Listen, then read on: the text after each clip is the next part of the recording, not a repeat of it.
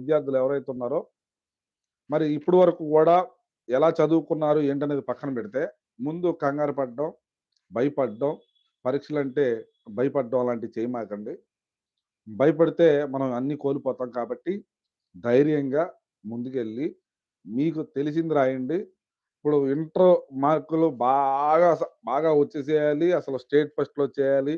అదే విధంగా విజయవాడ ఫస్ట్ రావాలి. లేకపోతే కాలేజీ ఫస్ట్ రావాలి. ఇలాంటియన్నీ పెట్టుకోమాకండి.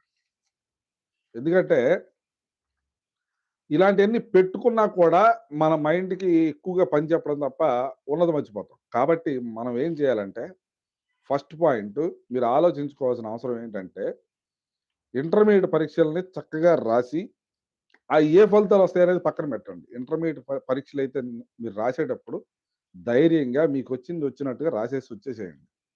అంతేగాని ఆహ్, మనం ఏదన్నా అయిపోతామేమో, మనకు ఆ ర్యాంక్ రాదేమో, మనం ఫెయిల్ అవుతామేమో, ఇలాంటి ఏమి పెట్టుకోవద్దు. ఇప్పుడు